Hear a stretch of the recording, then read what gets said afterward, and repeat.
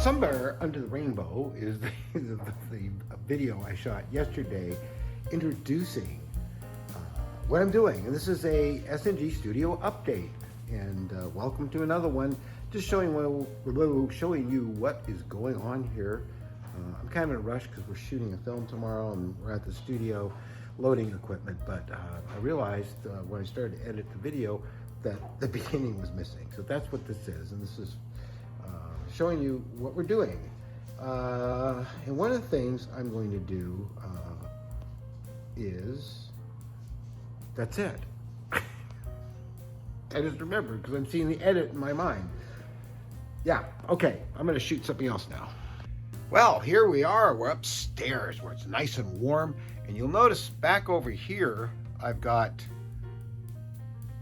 a TOS Battlestar Galactica to build for an old friend, a supporter of SNG Studios, who I've built a number of models for over the years.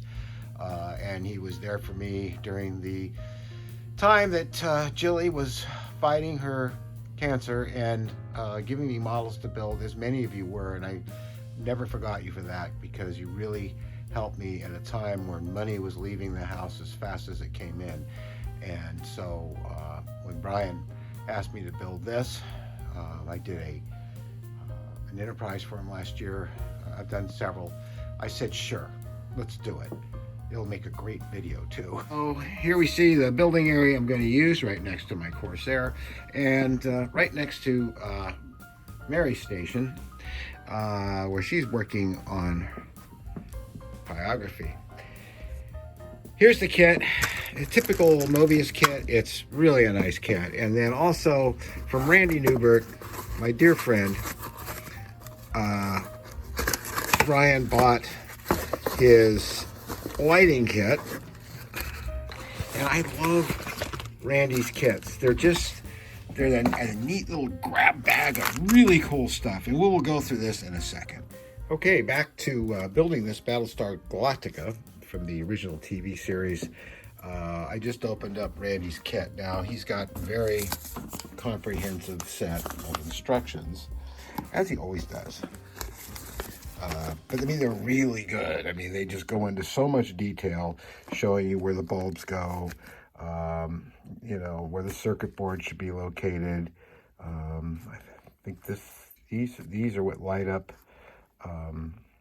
There's a graphic that goes inside here and shows, because they're not open on this end like they are on the later Battlestar, so they're only open for landing on this end, and then they have a graphic back there that gives a perspective image of the landing bay.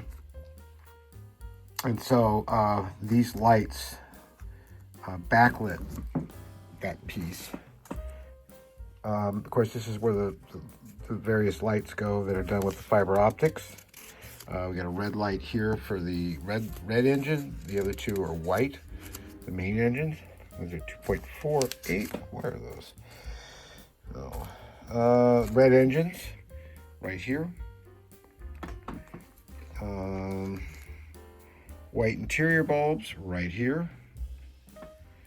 Those are these.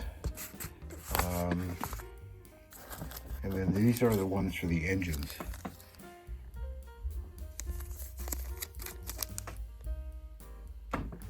And he always supplies you with really top quality stuff. He doesn't, you know, he doesn't give you bad stuff at all. I mean, the best LEDs, all the LEDs I ever got from him, which they're all in the Enterprise I built 12 years ago. They're still burning nonstop, and a little cooling fan he gave me. So here's the light can, which you put fiber optics into, and I think there's a stopper that goes in there so that you can feed them in. And that's a pretty big bulb in there. And of course, fiber optics. In case I was not getting these in camera, so sometimes I'm looking at them like this, and then I go like that. These are the LEDs for the engines, for interior lighting, and the red engines, and by golly, I'm showing them to you. So, okay, so we're gonna go to this bag next. Now, the contents of that bag has this rainbow cable, which you use, obviously 2 of these for positive and negative, and you strip them off here, and you've got quite a lot of wire, and it's nice and thin. It will go into all the nooks and crannies. This is my favorite shrink tube in the world, which I can never find. I don't know where you're getting this from, Randy, but boy, oh, I love to have a box full of that. It gives you an on-off switch, which is nice. And a 9-volt battery. I'm sure, Brian, that you want to have this hooked up to a 9-volt power supply. Probably 2K, or yeah, about there. Here's the board, so that you can hook everything into it and have all the resistors down here, which is really nice. And this is a new board. I haven't seen this one before. He's got one in here already to show you, the correct configuration of, how to get it in there and solder it. What am I missing? Okay, yeah. Randy, you and I both love plastics. This diffusion you might recognize. A lot of it was over the corridors in the original Star Trek sets. I love this stuff. It's so cool. And I'm assuming that's create diffusion for the engines or something like that. I have to read the instructions to find out. And then there's this stuff, which is very 3D looking, especially from this side. It's got this depth to it. He gives you 2 strips of that, and then he gives you some very standard but very nice diffusion. So that's the entire lighting kit. And, you could go and buy all this stuff separately and go through all the hassle and figure out what the right size bulbs are and everything else, and the right resistors and everything. But Randy puts it all in one bag, and you can just order it from him for a very reasonable price and have it show up. It saves you a lot of time. I like using his kit. So again, the instructions show you how to solder up the board. He shows you where to make holes in the various points in the model so that you can put the cable through and access the nacelles, which are actually the landing pods. He shows you very clearly how he routed all the LEDs and how they go down into there. Shows you it lit up. And then pictures of it finished, and this is aluminum tape, I'm pretty sure. Aluminum duct tape. You can get it from Lowe's. This is lighting for, I'm not sure which, I don't recognize, I'm not as familiar with this ship, but I do know that you can see here how that light lights up the landing bay. So this is where he wants you to keep the board, which is inside the model, but that's fine because, this is not circuitry. I mean, in the sense of there's not a board in here per se for blinking lights and stuff. So this should be fine. This is for mounting the lights inside the nacelles. So it'd be hard to go wrong. Now here's another page, 3 pages. He's showing you, he says fiber holder. And it probably describes what you can do to make that. And I'm sure I can make something that fits in there and drill holes in it. He's showing you how to bloom the ends of the fiber optics so they don't pull through. If you just heat them up, I've even just used a cigarette lighter or lighter and just lightly do that, and you can just watch it bloom perfectly, and then you can pull it through the holes that you've drilled in the plastic, and that's it. It will stay there, and you can glue it in with never CA because it will cause it to crack and break. So you got to use something like epoxy. I've even used hot glue, so as long as it's not set super hot so it doesn't melt the darn stuff. But this is a great kit. Thank you, Randy, for getting this to me in your usual record time. And what we're going to do next, of course, is wash all these parts. And we're going to start laying all the parts out and following their instructions and getting this build going. And also today, I'm working on F15, X15 parts. That's right. The molds I have for the kit, well, the X15 has been extremely popular, one of my rocket kits. By the way, this is a generalized video today for this week. We put Mac on hold, and we'll go back to that later, but lots of work's coming in and things I have to do. That needs to go in the back burner for now. We'll talk about that later. But this is a high priority because I'm getting orders for these again. My molds are worn out. So what I'm doing is this is the original master from like, oh God, what was it? 2008 or 9, and I still have it, and it's been repaired so many times that you can't see the windows anymore. But now you can have the windows of your choice, because some of the earlier ones were roundish or oval shaped, and then the other ones were rectangular windows on the X15. So a little bit of spot putty, and I'm going to sand this up and put some more primer on it, and then I'm going to make a silicone mold, and I'll show you how I do it. It's pretty simple. So a little bit of red putty. It's Bondo spot glazing putty, which is an air cure putty. I still keep what I do. Yes, I'm jumping around. Air cure putty. It's very common in auto store. It's called glazing putty, and it doesn't cure with a 2-part system. It cures with a 1-part system. You put it on, you let it dry. I put it in the oven, the air circulated oven, and do it that way. I also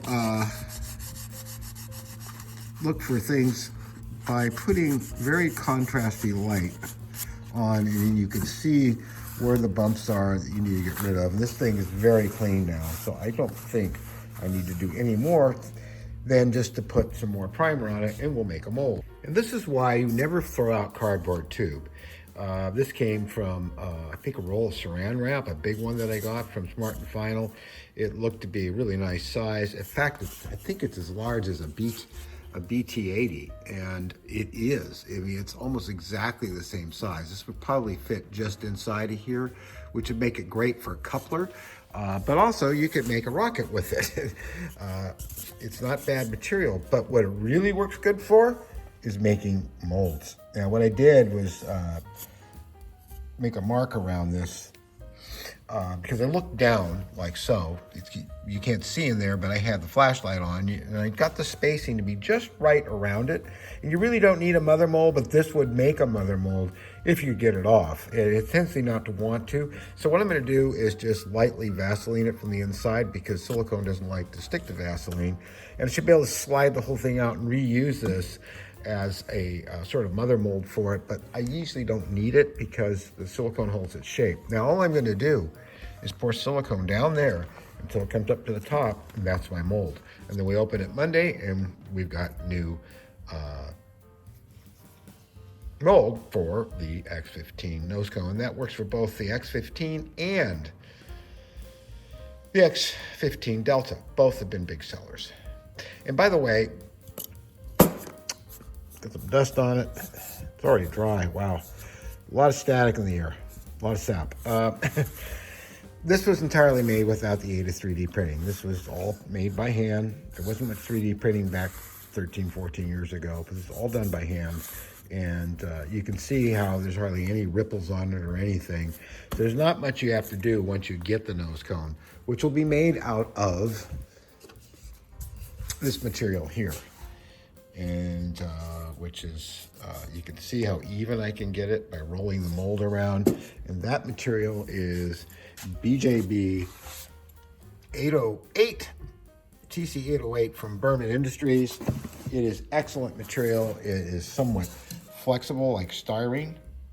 And so it makes it a great candidate for nose cones and boat tails, because I have never broken one on a hard impact flying rockets. So here's our mold, and I'm going to basically remove this and open the mold up. So So here we go. We got it out, and it's really, well, you can't see down in there well at all, but it's really, really nice. And it's nice and thick, and this will hold its shape without needing this. So that was a very successful mold. We can now officially start making nose cones again. Yeah. So I also managed, in the time I had, to get this beautiful thing more covered. I put covering on it.